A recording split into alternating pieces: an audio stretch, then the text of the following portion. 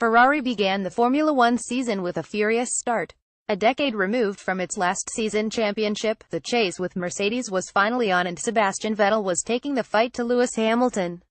Then came a crash in Singapore, a spark plug problem in Japan. By the final laps of Hamilton's victory at the U.S. Grand Prix last weekend, Vettel was just a red blur in the Mercedes rearview mirror.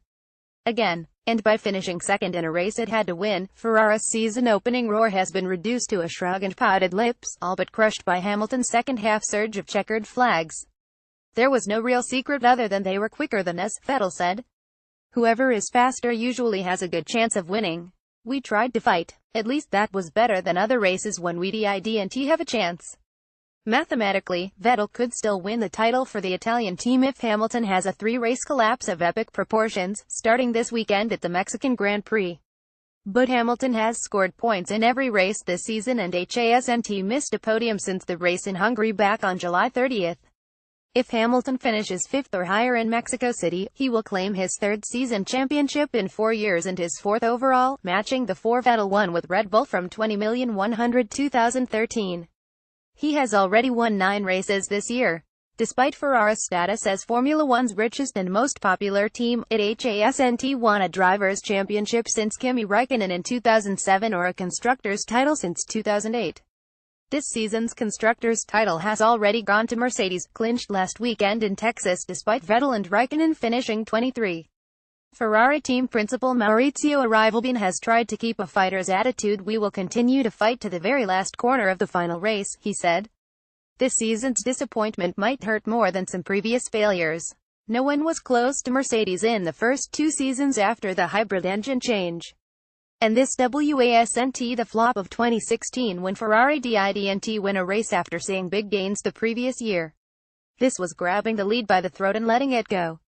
With a surge in power and technical rules changes the cars, Ferrari began this year believing it had the muscle to trade blows with Mercedes.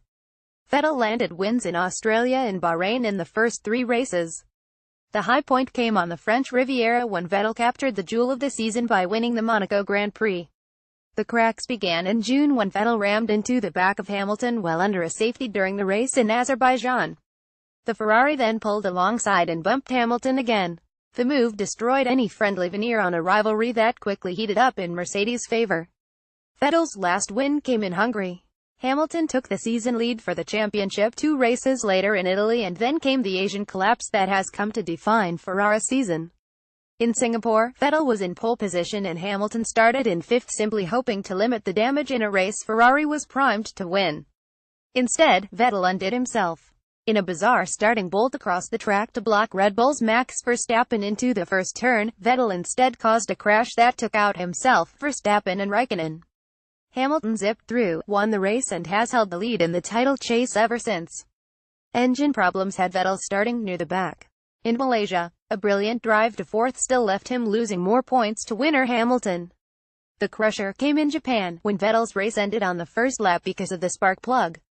The things that have happened in the last 3 Asia races have really been a collection of the most unfortunate events, Ferrari president Sergio Marchionne said. Marchionne said he doesn't expect team overhaul ahead of 2018. We need to win, that's the most important thing. I don't think it's attributable to a single guy, Marchionne said. Vettel trails Hamilton by 66 points heading into Mexico and he knows his rival is poised for another title. Vettel seemed resigned to that likelihood in Texas. He briefly held the lead out of the start but quickly surrendered it when Hamilton made an easy pass on lap 6.